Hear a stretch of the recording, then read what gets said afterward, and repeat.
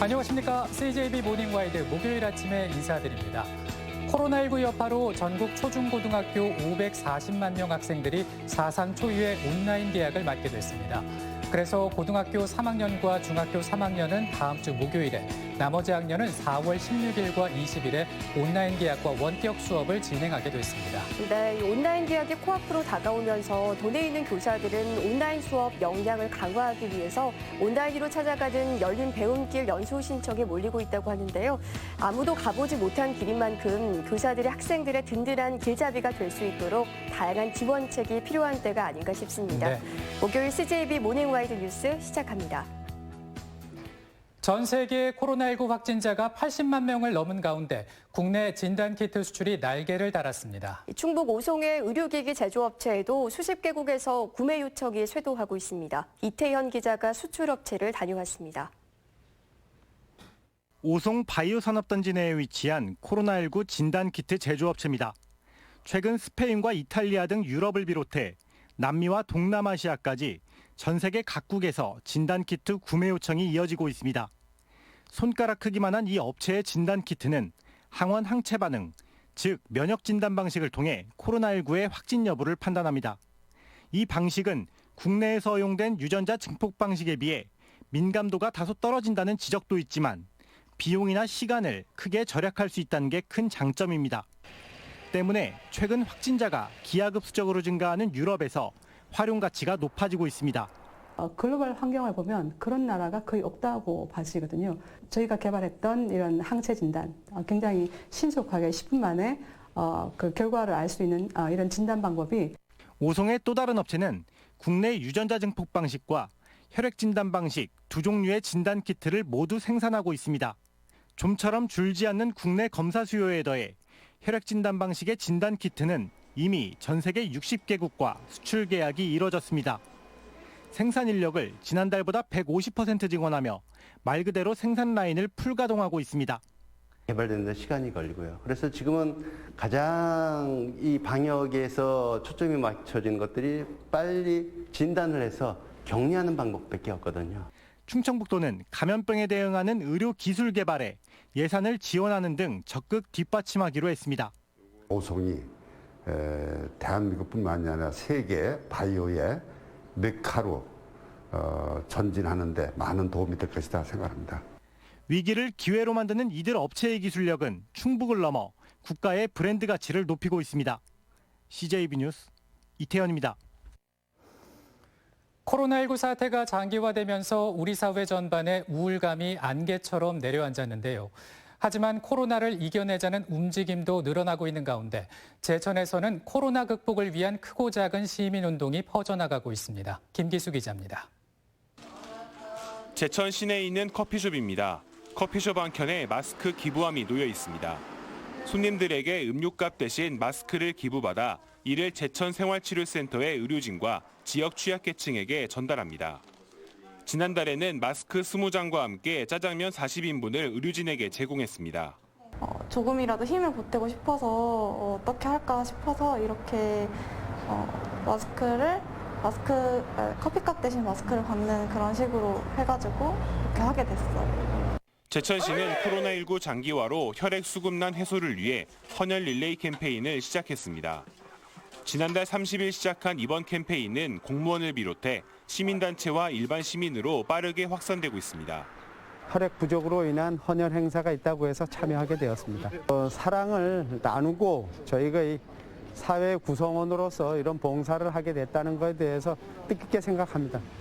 국내에서 첫 코로나 환자가 발생한 지 2달이 넘었습니다. 모두가 힘들고 어려운 상황에서도 코로나 사태를 극복하려는 마음들이 모이고 있습니다.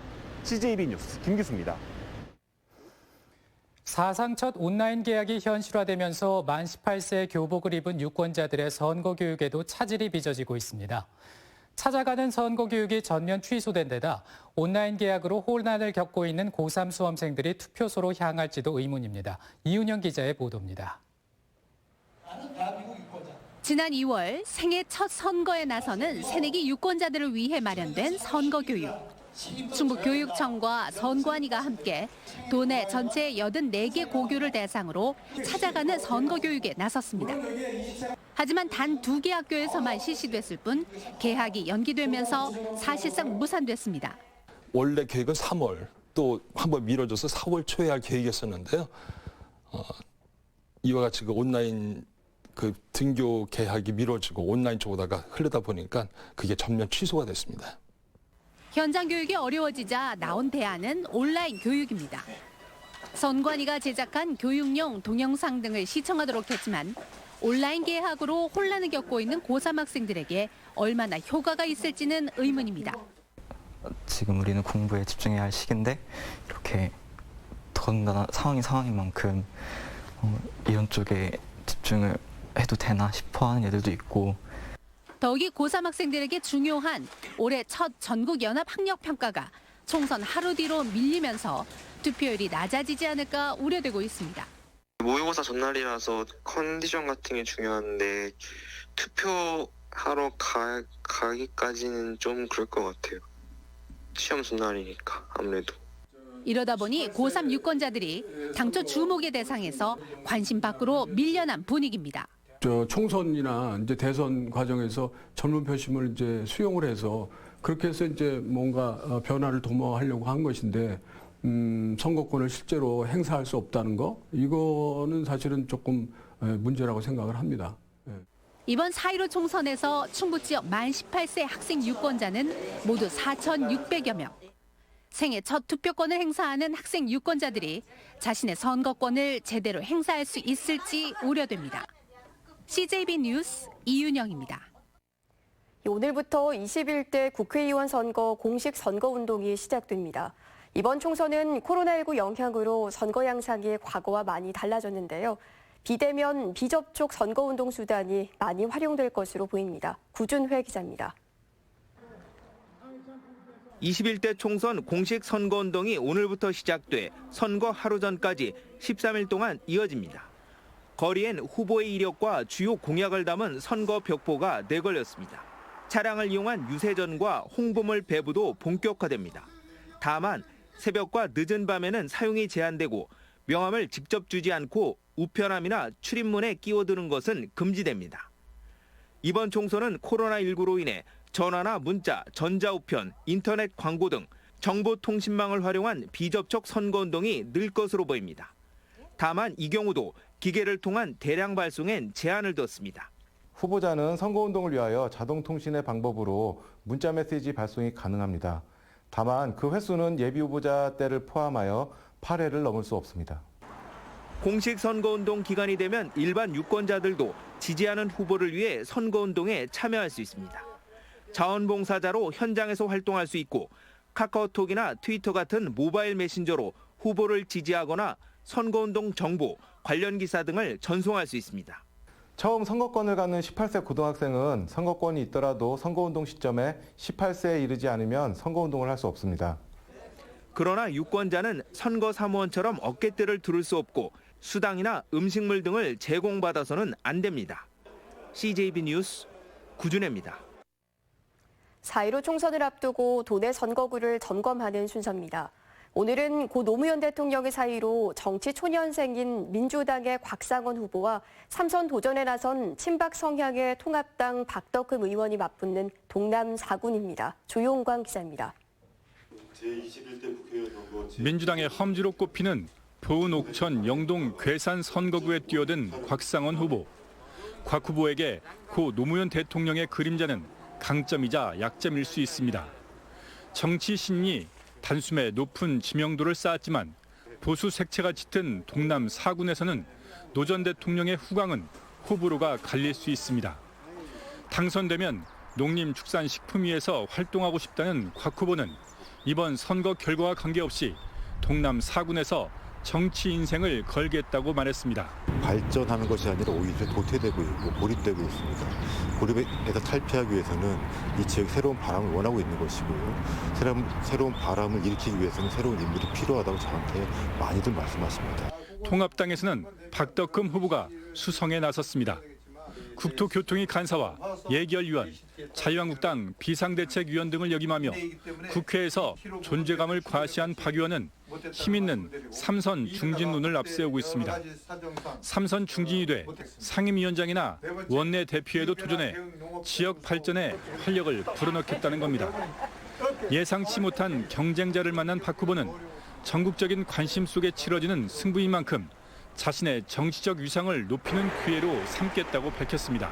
이 지역을 너무 잘 알고 있어야 되기 때문에 이것이 두세 달에 와서 이루어질 수는 없는 거다. 또 초선이 됐을 때에도 이 4년 동안 이 지역 파악하느라고 아무것도 할 수가 없을 겁니다.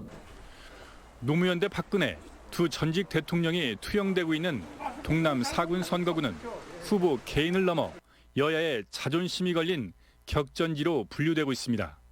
CJB 뉴스 조윤광입니다. 지방직이었던 소방공무원들이 어제 마침내 국가직으로 전환됐습니다. 지자체별 재정 여건에 따라 소방 서비스 수준의 격차가 생긴다는 지적에 따라 추진된 건데요.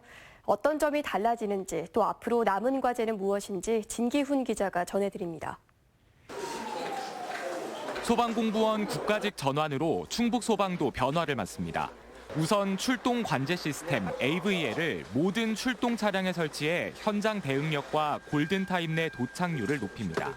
AVL은 출동 경로, 현장의 안전 등급과 소화전 설치 여부 등 현장 정보를 실시간으로 제공받는 건데 현재 충북 설치율은 37%로 전국 최저 수준입니다. 소방 대상물의 정보, 소화 용수, 또 주변 위험물 정보를 실시간으로 확인하여 현장 대응에 도움을 줄 수 있습니다.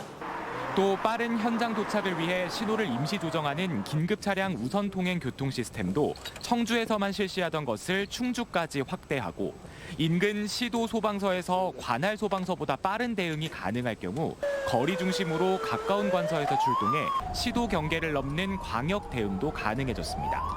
지자체별 재정 여건에 따라 소방 인력과 장비 등 소방 서비스 수준의 차이가 생긴다는 문제점도 다소 해결될 전망입니다.